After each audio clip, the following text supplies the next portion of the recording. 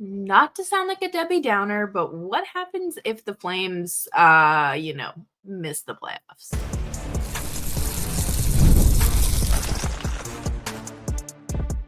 You're Locked On Flames, your daily podcast on the Calgary Flames. Part of the Locked On Podcast Network, your team every day. Hello, everybody, and welcome to today's episode of Locked On Flames. As always, I am your host, Jess Belmosto, and thank you so much for joining me today. Today's episode is brought to you by Game Time. Download the Game Time app, create an account, and use code LOCKDOWNNHL for $20 off of your first purchase. Today, I thought that we could take a look at the other side of the coin here and talk about what happens if the Flames miss the playoffs. We've been talking about they're gonna make the playoffs, but we do have to face the inevitable possible reality of them completely missing the playoffs as well. And we'll dive into, what happens what does it mean if they miss? Could they possibly miss? What factors into them missing, as well as is it a win-win whether they miss or make it? Make sure you're subscribed to Locked On Flames wherever you get your podcasts, as well as YouTube. We're here for you Monday through Friday, 5 days a week, your Calgary Flames every day. So I want to give credit where credit is due here. Twitter user Nitwit School tweeted this afternoon, "It's worth noting the Flames could still drop out of the playoff race. Right now, after 53 games, their record is 26, 20, and 7. Last year, after 53 games, the Flames had a record of 25, 23, and 5. That's not crazy. That's not crazy different. Finishing 9th worst and drafted Perrick." Okay, so this got me thinking, right? Because what happens if the Flames do miss the playoffs? In order for that to happen, obviously everyone has to kind of lose not at the same time, but it has to coordinate at the end of things, of course. And I feel like a lot. No, let me backtrack. Last year, it was as if, a lot had to go right for them to make the playoffs. It feels like they are playing middle ground on both sides of this. A lot, like, things can go right for them to make the playoffs, and it's balanced. Things can go wrong, but it doesn't have to be a ton, and it doesn't have to be a lot of right things for them to make the playoffs, is basically what I'm trying to say. But what I find a nice reminder is that there is still a lot of time left. It is the first week of February. Obviously, we have the break coming up. But then you have March and April. You still have 2 months of hockey left, and so much can happen. So much can happen, and even in a short period of time, we've seen it kind of come together or fall apart. So I think what really helps the Flames here is that they gained a lot of ground early on. They basically went most of October without losing. I think they had 3 losses maybe. But it was not a bad start. It was a completely unexpected start for the Flames, and that momentum built up. And of course, there was some backsliding. That is natural. That's going to happen with any team. And especially, I think what was so surprising about the first month and a half of this season was this team was comprised of a lot of younger players, a lot of, 2 inexperienced goaltenders, players that hadn't really had a lot of time to build chemistry, just, based off of coming in the off season and whatnot. But all it takes is, a 3 or 4 game losing streak to put them in a compromised position. Do I think that that's possible? Yeah, of course. But do I think it's possible for the Flames to avoid that? Yeah, absolutely. You're going to need a lot of the teams kind of floating in the middle there to lose or win at the same time as you. And ultimately, I think the Flames have the advantage here because of Dustin Wolf. And we're going to talk more about it coming up. But with the players returning from injury, I think that Kevin Bahl and Connor Zary offer a safety net that they don't have right now. And since they've been out, it has not been pretty. But hockey doesn't need to be pretty, especially Flames hockey. If there is a will, there is a way. And we've said it all season long. These are the find a way Flames, reinvigorated, reinvented. And to me, it says a lot. It speaks to the testament of their level of competitiveness, their level of determination, and just how, if there's a will, there's a way. They will find a way to win. I think a lot about the comeback win against Vancouver in the season opener. And I know that was to start the season, but that is a win that sticks out significantly. There are games where they have overcome adversity after adversity when they've been the less talented team on the ice or the less skilled team on the ice, or they have been severely outplayed and they come out on top. And that's not always the way you want to play. It's a risky way to play, but again, the Flames find a way one way or another. One thing that I find incredibly endearing about this team is that they fully believe in themselves, and there isn't an ounce of doubt that they let you see. And sometimes it really is like faking it till you make it. And I fully believe that this team actually believes in themselves. They have a lot of great leaders in the room that have led them through this season. And I mean, not even just this season, but last season and post deadline as well. So they have the morale. And sometimes that's all you need. That's all you need, along with, it does a lot for the group. But coming up next, we're going to take a look at Connor Zary and Kevin Bahl and just, is it possible? Is there a possible bounce back in store for them? Coming up next on Locked On Flames.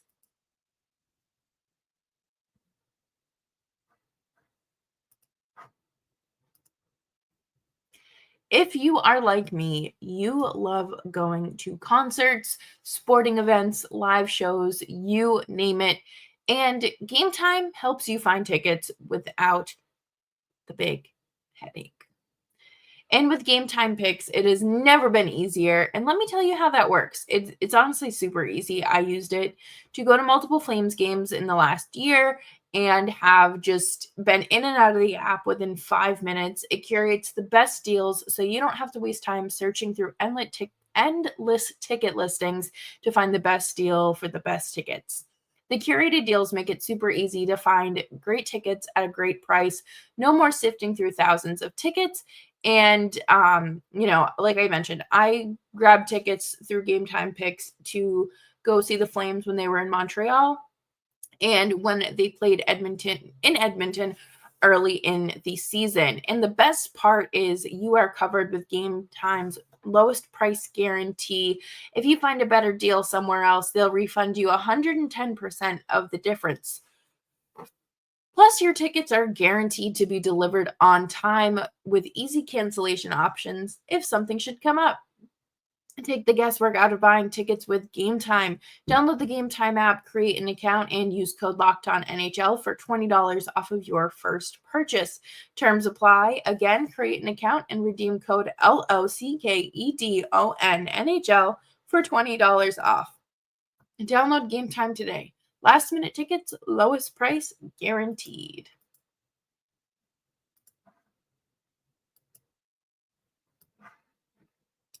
Thanks everyone for hanging out with me today on Locked On Flames. Make sure you're subscribed wherever you get your podcasts, as well as YouTube. Like I mentioned, the Flames kind of have a secret weapon safety net in place, and that would be Connor Zary and Kevin Bahl coming back. Connor Zary is a huge difference maker for this Flames offense, and we know that. He has been great at center. You can play him at wing, but ultimately, he's a consistent playmaker, has smooth hands, and can score rather consistently as well. And his offense has been missed with his absence. You know, he's been out just about a month now after that knee-on-knee collision in Anaheim, and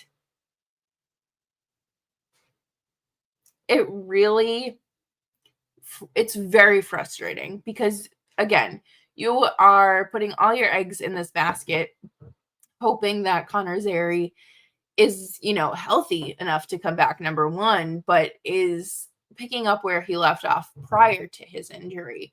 And I think adding Frost and Farabee to this lineup will obviously be very helpful. And I feel like Zary as well, those three could complement each other throughout the lineup. I don't necessarily know if they would be on the same line. I don't think they would, but it could be an interesting variation to try. I just think anything is possible. We talked about this a lot last year, and just, why the Flames should change the lineups or the line combos as often as they can. And it's because you need as much sample size as you can get, and I feel like that could work. But I also feel like we need to save Coronado from the Backlund and Coleman line. Just an idea. And Kevin Bahl has been out almost a week now with a concussion after being boarded by Jacob Lauko against the Minnesota Wild. And that the whole incident really set me off because it was only a minor. It should have been a double minor or major or whatever. And it wasn't. Kevin Bahl looked like he didn't even know his own name. When the camera panned to him, he looked so out of it, so dazed, so confused, obviously wishing nothing but the best for him. Concussions are terrifying, but you also have to look at the Flames defense since he's been gone. The Flames defense has been atrocious since he's been gone. And obviously you can't put all the blame on one person being out, and you can't just have all of this weight and responsibility on them. However, Joel Hanley is not a top pairing defenseman.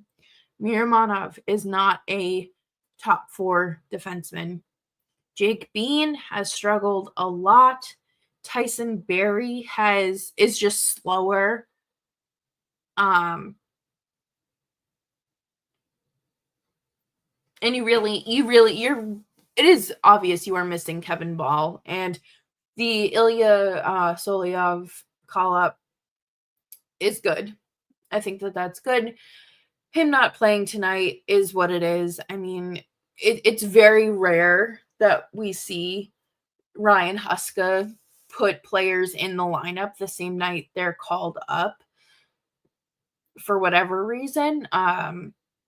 I feel like after his post-game comments about calling out the defense, that would be the move to make. I understand the forward group. I think the forward groups are fine. They did just call up Dryden Hunt and sent Clark Bishop back down. But personally, the defense right now is my biggest concern. And I think Dustin Wolf is starting tonight too against Colorado. So you have to put the best defensive pairings out there because your goaltender, regardless of if it's Vladar or Wolf, can only do so much, and you don't want to get dog walked by a team that you're fighting for a playoff spot with. But it doesn't, not even just the Avalanche, but any team going forward, because you're looking to compete, you're looking to make a playoff run. You should want to have every possibility squared away and taken care of ahead of time. Do they potentially add a defenseman at the trade deadline? I wouldn't say it's impossible. I mean, we know they have the cap space. We know that it's a need. It's on the shopping list. It doesn't necessarily take precedent over that right-handed center, but you do need someone to really keep up with Anderson to complement him, or figure out something, another complementing piece to Uyghur. Because I think Kevin Bahl and Anderson are fine. Like, keep rolling with that. But Miramonov is just not the player that should be with Uyghur. I think that the Flames have a bunch of 6th and 7th defensemen in their organization, and just don't have that 1 through 6 that they once had.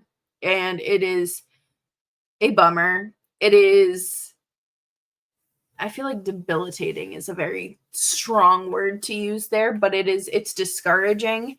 It is obvious that they need help on the back end, and if they're not going to invest in their young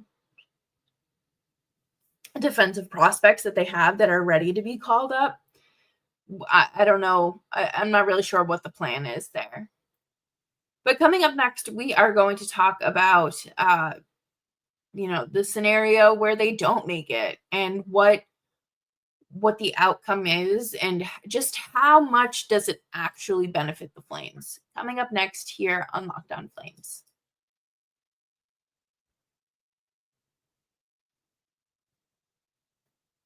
Thanks everyone for hanging out with me today on Locked On Flames and making Locked On Flames part of your day. Make sure you're following me on Twitter and Blue Sky at Jess Belmosto.